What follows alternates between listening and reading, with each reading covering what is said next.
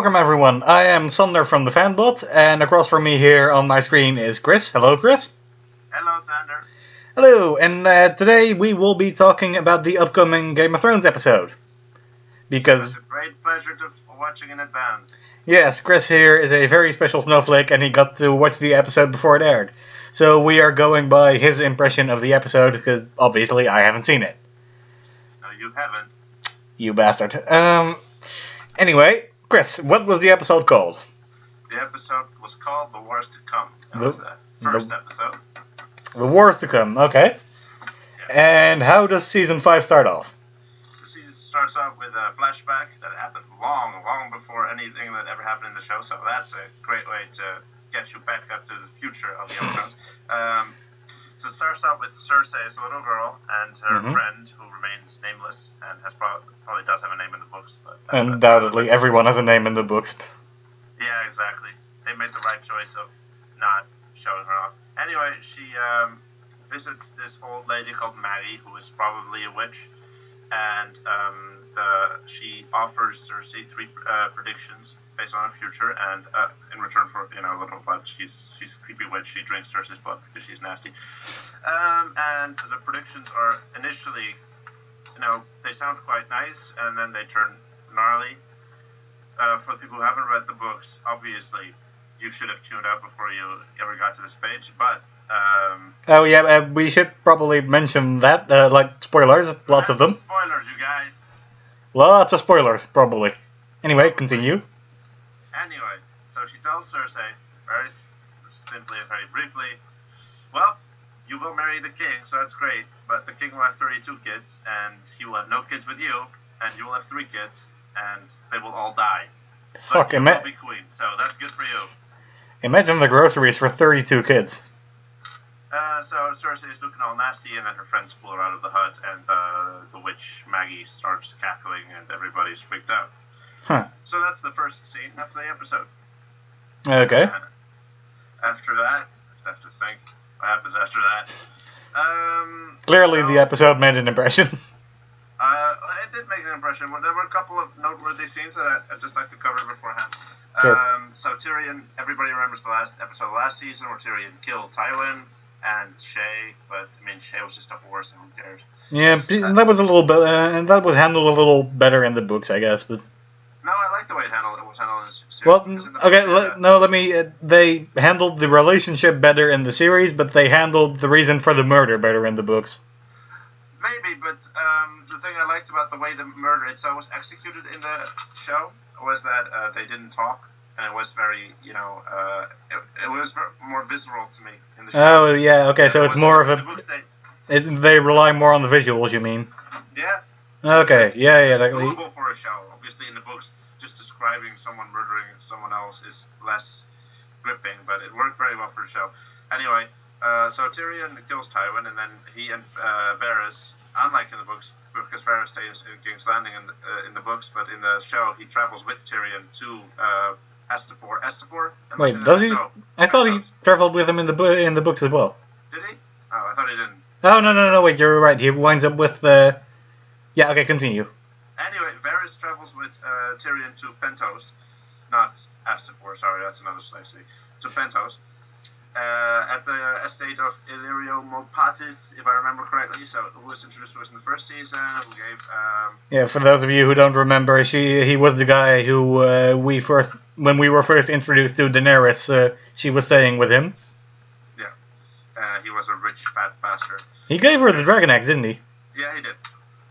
So he was pretty important, and he and Varys form... Well, at least Varys tells us that the two of them, plus some currently unknown characters, form this group of people trying to restore the Targaryens to the throne, but that hasn't gone entirely according to plan. And Tyrion is mostly just drinking and throwing up and drinking and going, well, who the fuck cares about me? I don't think I'm a lord anymore because I killed my dad, and who the fuck... Yeah, I'm pretty sure that invalidates you for the title. Yep.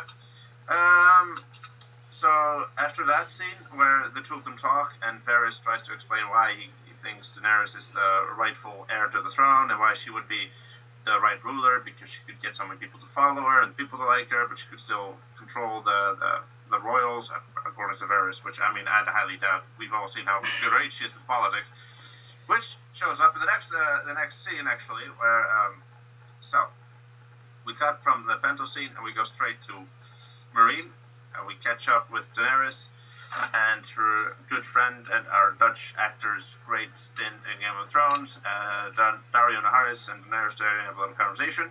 Okay, slow down a little, mate. Yeah, I never do. I only know fast. Anyway, scene is pretty straightforward. There's they're Unsullied going into brothels to, I don't know, get... Wait, the Unsullied are eunuchs, right? Yeah, they are eunuchs, so people are confused. But the Unsullied are just going to the brothels to get, compassion from, and get hugged and lullabies. And they just want to get hugged, apparently, and they're all sad. Well, I guess it's not all about fucking them, but...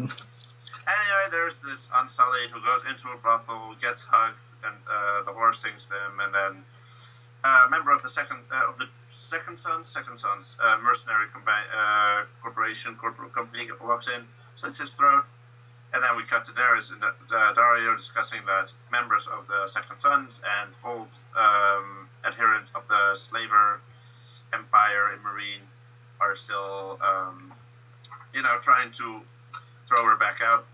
Well, that's actually really strange, because, guys, we're going to be referring to the books a lot, because, well, we've both read them, and we both quite like the books, but, in the books, you're referring to the Sons of the Harpy, basically, what's happening at the moment. Yeah, but the Sons of the Harpy and the Second Sons were combined in the series. Oh, okay, because the whole thing with the Sons of the Harpy in the books was that they didn't know who belonged to the Sons of the Harpy. Yeah, no, here's the Second Son. It becomes pretty clear. Okay. And because those two mercenary companies were fused in the first part, and Dario was also part of the Second Son, and I was very confused. I guess it doesn't matter, it's just a little weird. Yeah, one of the episode titles of the season is actually Sons of the Harpy, so that'll be a big part of it as well. Okay, so it is clearly going to play a role. Yeah, so we'll undoubtedly find out exactly what that means. But anyway, it's the old slavers and the mercenaries joining forces to undermine Daenerys is basically the gist of it. In the meantime, Daenerys is starting her greatest in Game of Thrones and in the books, the one part we all loved. She talks to civilians about their troubles, and we're all very entertained. Oh, yeah. Guys, any of you who think Daenerys' episodes will be interesting, they won't. Yeah, so but they are planning on moving that along at a faster pace in the show, so that's a good Thank God. So there's this rich city official whom we should know by name, but I can't recall by now, who negotiates with Daenerys, trying to negotiate deals with the old... Oh, God. They all have really screwed up names there. Exactly. Anyway, this guy is trying to get Daenerys to reopen the fighting pits, and she's rebuffing him, and he's like, well, if you don't do this, people are going to hate you for undermining tradition. And then Dario's like, well, I grew up in the fighting pit, so I think we should go for it. And she's like, no, I love people. That's basically all we get out of Daenerys and all of Essos, basically, because, that's it? That's basically the scene. It's the guy negotiating, it's the Unsullied dying, it's Dario telling Daenerys, oh, wait, there's one more scene. The final scene of one of the final scenes of the episode. Well, Daenerys, talk about that last then. No, it's something I can tell you. It's not that big of a deal. Okay. Daenerys goes and visits her dragons, because people are like, well, you're the mother of dragons, but we don't ever see your dragons, and we don't know why we should fear you anyway. And she's like, well, Drogon is still away, by the way. He flew off. So she goes down, and Rhaegal and Viserion... They're still chained up in the pyramid, I take it? Yeah, they're still chained up in the pyramid, and Daenerys goes there, and they've grown quite a bit since we last saw them. And she tries to pet him, but... yeah, something tells me petting a dragon is kind of a stupid idea anyway. She tries to, console them and get back in touch with the two, but they get a little angry. Are you hearing my stuff? Yeah, I'm hearing you. Oh, great. Anyway, the dragons try to kind of give Daenerys a deserving little roast and stuff. So that's not great. For Daenerys, who then walks out and has the pyramid sealed back up, and we are basically left feeling, oh shit, shit's not great with you and your dragons, is it? But she's fine, I take it. They didn't burn her alive and shit like that. So. No, it's fine. Although, it seems. Well, I'll cover that later. Okay. Weird cut there. Let's see. So let's take a look at King's Landing. What happened in King's Landing? Right. So Tywin died last episode. Well, yeah. And what happens when an important person dies? They get a little funeral, and it's all very emotional. And so we catch up with Cersei and Jaime in the tomb. The tomb where all the royals are buried. We know this place. Sept of Baelor. It's not the Sept of Baelor. It's another Sept. It's one of those Septs. Oh yeah, I think it might be Sept of Baelor. Whatever. Anyway, Tywin's corpse is lying there, and he's got the eye stones pieces. Oh yeah. And they're talking about, Cersei is mostly just going, Tyrion's a bastard. Tyrion killed our father. You suck. You always do what's impulsive. You freed Tyrion, and now he's dead. And you suck. And Jaime's like, well, if we get emotional, they'll tear us apart, and all the work our father has done will go to shit. And Cersei's like, no, I want dead Tyrion. It's actually kind of strange that Jaime is the one kind of going against getting emotional here. I mean. Yeah, I know, and she's trying to use it against him by going, well, you're always so impulsive, and you freed Tyrion, and that's why our father is dead. So she's trying to use that, but Cersei... She has a point. Yeah, she has a point, and Jaime doesn't really counter-argue. So that happens. There's a little event just in the capital where... I think it was just to commemorate Tywin's life, or I don't know, honor him or something. Which would be interesting, considering he spent his life basically being a dick. Yeah, and everybody's like, well, Cersei, your dad sure was forceful. He was a real force to be reckoned with. But nobody actually tells her he was a great person. They just say he really was intimidating and we were scared to shit. That's what everybody tries to say in as nice a manner as possible. Well, yeah, but I mean, it's Tywin fucking Lannister. One person actually stood up to him and he ruined his entire family. Yep. So, that happens. Loras has a new little gay pal. Oh, yeah, because he's in the King's... Oh, yeah, he's technically serving under Jaime now, isn't he? Yeah, technically speaking, he is. Anyway, he's banging some dude. I forgot his name. It's some guy. Who cares? Whatever. Loras and his new gay pal are banging. Our good friend Marjorie walks in on them, and she's like, well, can you be a little more discreet? And Loras is like, well, everybody's sneaking up and... Too late for that anyway. Who cares about secrets? Let's just bang, because secrets spread here like crazy anyway. So well, yeah, even if that wasn't the case, which it is, but even if that wasn't the case, everyone knows he's gay anyway. Yeah, anyway. It's like the worst kept secret in the entire book. Yep. Series, whatever. Marjorie mostly just tells him that because she doesn't want to walk into the room and see two dudes banging, I think. That seems to be the sort of impression he's giving off. Hey, some women will pay for that. Yeah, some would. And Marjorie's, she's flirting a bit with Tommen.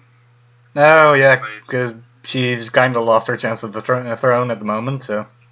Yeah, but they do get married, I think. Yeah, they do. Do they? I don't remember that. We see their marriage, their wedding in the trailer, I think. Huh. We see a moment like that, so, but it doesn't matter. It's not in this episode anyway. Well, it kind of makes sense. The series is supposed to start running ahead of the books anyway, so... Yeah. So that's what happens in King's Landing. I don't think I'm missing anything. I'll run my hand real quick. No, that's it. Mm-hmm. Mostly just Cersei and Jaime stuff, and then some Marjorie with Loras. There's a little scene with Brienne and Podrick, and Brienne's all, well, Arya didn't want my help, because in the last season, which you haven't seen, so you would know, Brienne actually found the Hound and Arya traveling. Oh, yeah, I heard about that. And Brienne killed the Hound, essentially. Which is really stupid. It happened. Get over yourself. Yeah, but... and Arya's like, well, fuck that shit. I'm not going to go walk with Brienne of Tarth. She looks like a dude. She's a woman. I don't do this. This is weird. So she walks away. Okay, what was the actual reason behind that? The actual reason was Arya was walking away and she was going to Bravos. I don't know. She just didn't want to go with Brienne for whatever reason. She didn't say that out loud. She didn't kill the Hound, and the Hound just kind of died there, probably. But he didn't. He might not have died. So, you know. Well, he is very much dead in the book, so I'm guessing he's dead. Yeah, probably. It's a similar sort of scenario as in the books, but a different. Well, no, because in the books it was handled way better. In the books, it's basically, well, short history lesson here. In the book, the Hound gets like an infected wound. He gets really ill, and at some point he just can't travel anymore. And he asks Arya to kill him, and she doesn't. Yeah, that's exactly that scene with that dialogue is basically in this scene in the series. Oh, okay, okay, that's good. Into shit rather than getting a wound. Yeah, because it's basically a part of her character that she doesn't forgive him. She doesn't show him mercy in that moment. Yeah. That scene is in the series as well. Okay. Last season though. So this season we catch up with Brienne and Podrick talking, and Brienne's like, well, so I'm not going to bother looking for Sansa, and she wants Pod to just leave her alone. She doesn't want a squire. She's not a knight, so it's that little scene, and Podrick's insisting that she'll stay. That scene's pretty short. It's a little dialogue between them. It's basically a reminder they're still there. Yeah. We cut to Sansa and Peter, Mr. Baelish. Whatever, how the hell you pronounce it. His first name, Peter, right? Peter, I think, yeah, but whatever. Littlefinger. And they're at the Lord Royce's estate, one of the two, who is now guarding over Robin of the Vale, Robin Arryn. Arryn, I think, yeah. Yeah, Robin Arryn, and trying to oversee his training. Wait, what training? The kid can barely stand. Yeah, and that's what's happening here. He's mostly just falling over, and Lord Royne or Royce, whatever his name is mostly just face bombing. Right. Okay. And at the same time, Baelish is going, well, he does have some qualities. Like what? He has the right family name. What else? But also, which you might not know, is that Sansa's name has already been revealed in the series, but it hasn't been actually still blah blah blah stone in the books. So that's some progress being made there. So well. Wait, in the series he is actually known as Sansa, or? Yeah, as Sansa Stark. That's been revealed. That's what? Publicly and massively, and it's a whole thing. Huh? But this happened last season, and let's not focus too much on it. But yeah. Okay, I'm not sure where they're going with that, but okay. And Tyr and Sansa travel a little. They do some semi-philosophical political talk the way they do. Philosophy with Sansa, that'll be interesting. Tyr mostly just going about how the world works. Some of he's banting a little. Yeah, because that is clearly the angle they're going with, him kind of mentoring Sansa for better or worse, I guess. Turning Sansa into Peter Baelish 2.0. With tits. Or Cersei, but less retarded, although I don't see that happening with Sansa. No, Sansa just isn't intelligent enough to ever reach that level, I guess. Although the series seems to be pushing for it even harder than the books. Like, that's difficult, but somewhat harder. So they talk, and we see Robin struggling. Other than that scene was not... didn't really leave much memory, so that's not right. They go back to the Vale. There's some stuff. Next up, the biggest scene or collection of scenes happened at the Wall. This was the most memorable stuff. And it mostly focuses on Stannis' treatment of the wildlings. He's looking to recruit the wildlings for his war on the north, trying to reclaim Winterfell from Roose Bolton. And he's basically told Mance Rayder, well, if you bend the knee and you tell your wildlings to join me in my war, I'll spare you and you'll be cool and we'll give you lands after the war is done. If you don't bend the knee, I'll burn you alive. Oh yeah, because I was gonna ask if season 4 addressed the whole burning the king thing. Yeah, so that's what we're getting to now. That was the big climax of the episode. Jon tries to convince Mance to bend the knee and help his people and not be a proud dick. And Mance is like, this was never about my pride. This is about us being free folk, and we don't bend the knee. That's why we're not here. And that's blah blah blah blah blah. That's our DNA. That's our thing. So Jon's like, well, I think you're making a big mistake. And Mance is like, well, that's all I ever fought for, to have the freedom to make my own mistakes. And blah blah blah blah blah. Well, that is kind of stupid. It's also kind of beautiful in a way. It's so beautiful. So he walks.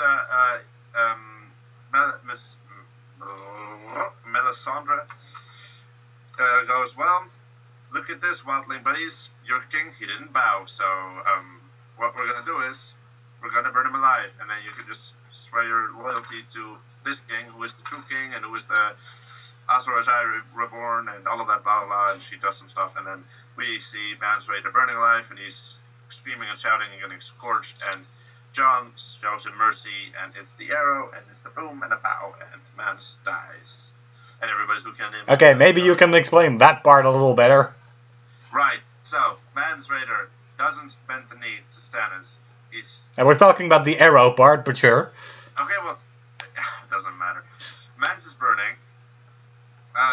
To show him mercy and to free him from the suffering, Jon shoots an arrow through his heart.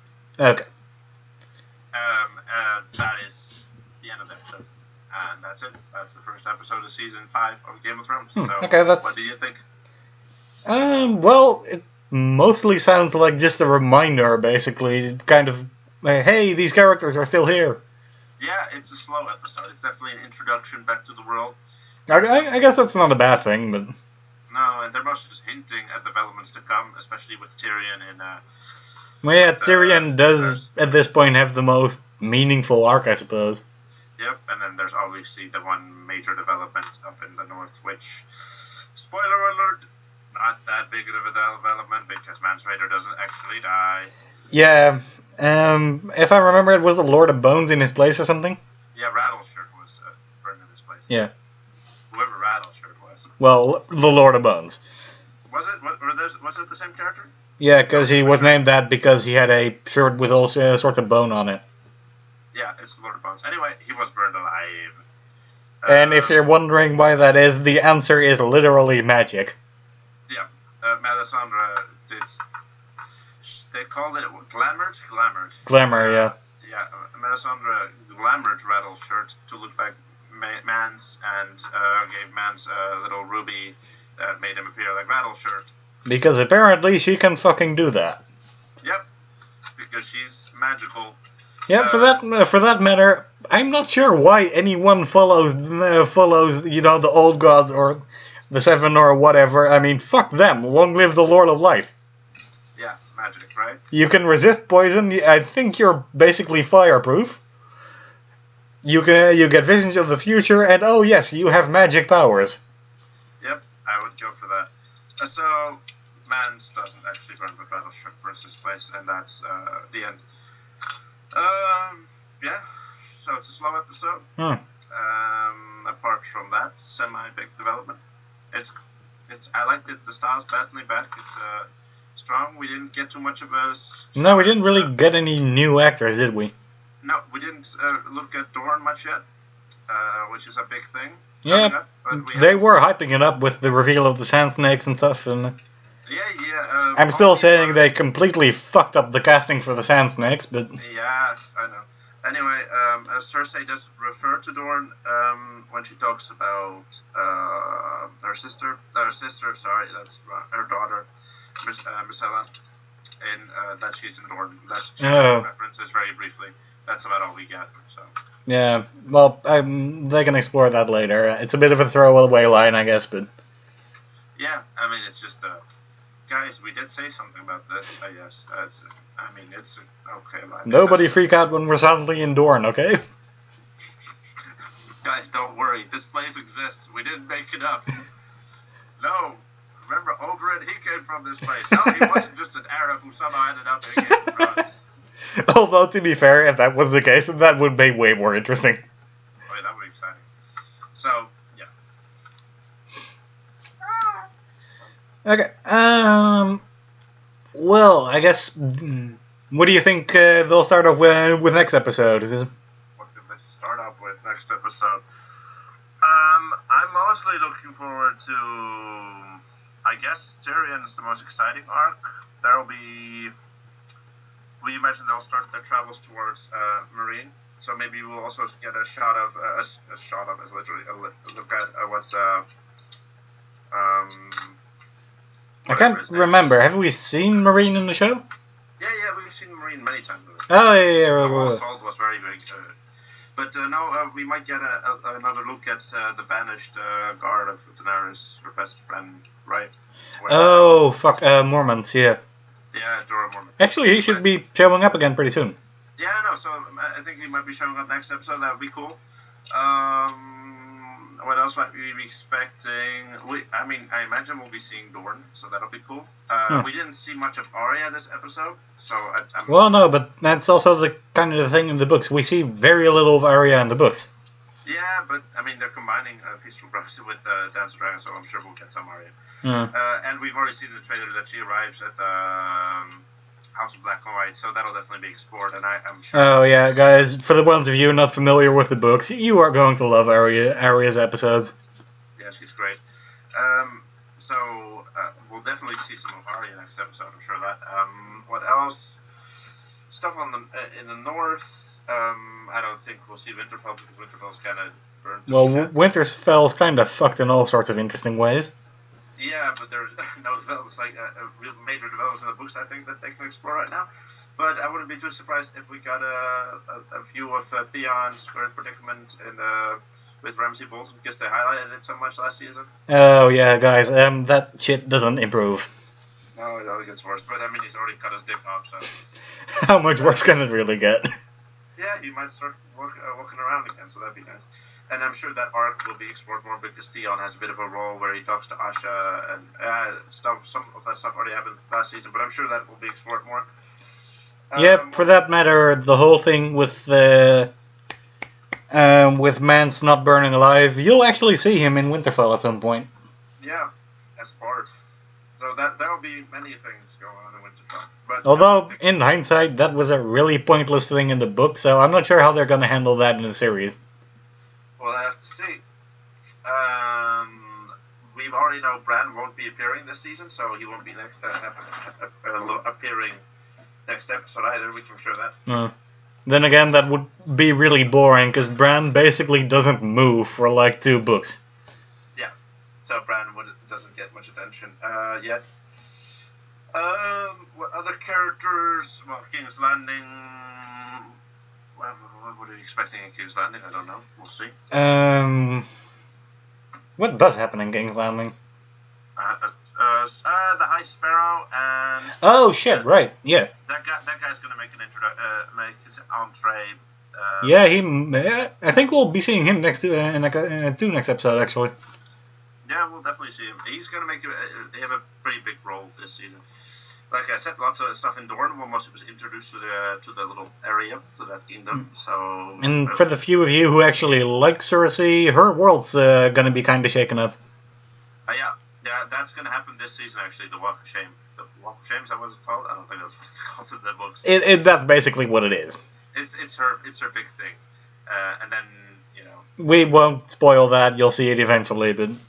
It's going to be quite exciting. Her war with Marjorie is about to get real heated. And there's going to be other players in that who are going to have a very big impact on lots of things. Oh, we were actually... they did reference High Sparrow this episode with Lancel Lannister, who used to bang Cersei. Oh, yeah, he's part of his knights now or something. Yeah, he's joined them and he's trying... Basically, he's part of the crusade, for lack of a better word. Yep.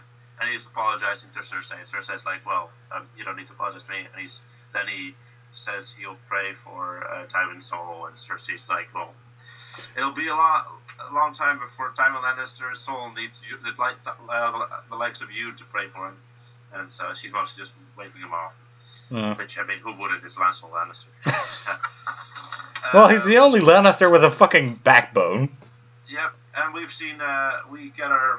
Well, not our first shot, but I think they recast Kevin Lannister, and he featured very briefly in this episode, but not the big. So I'm sure he'll get more of a role because he was reasonably important. Oh, shit. That reminds me, unless Varys plans to go back... Yeah, I know. Who's going to kill him, right? Yeah. We don't know. That's interesting. I'm sure he'll die. Maybe Cersei will do it herself from some weird move. Nobody knows. I'm not sure how the hell they would put... That's a joke. I don't know how that would happen. Daenerys. What's going to be interesting with Daenerys? I think we'll get a shot of Drogon, maybe some stuff with the. Yeah, he flew off, so not much is happening there. No, and she'll start to get more into trouble with the mercenaries and the slavers. So I mean, it's just going to be that political stuff. Yeah, you'll see Dany making a lot of really stupid decisions. Yep. So yeah, that's what we might be expecting next episode. I don't expect anything too big, but they might start to. They might not even show our next episode, honestly. We'll have to see, but I'm sure they'll start putting the pieces together. I think they will show Dany because they're trying to really rush her arc along a little this season. I think to really move it along, which would be nice because they're looking to pass by the books, and then Dany's arc is definitely where they'll be looking to do that most. I think. Yeah, Dany, she did cause most of the drag in the books, so. Yeah, so I think that'll be a big thing. Yeah, so that's basically all I'm expecting. Not too big an episode next week, I suspect, but they'll definitely be moving more of the pieces into place, and we can expect a lot of climaxes in the episodes to come. And well, we're hoping you're looking forward to that as much as we are, and we'll be sure to keep you updated. Mm-hmm. So that is me, Chris, signing off, and okay, well, talk to you later, man. Bye-bye. Bye.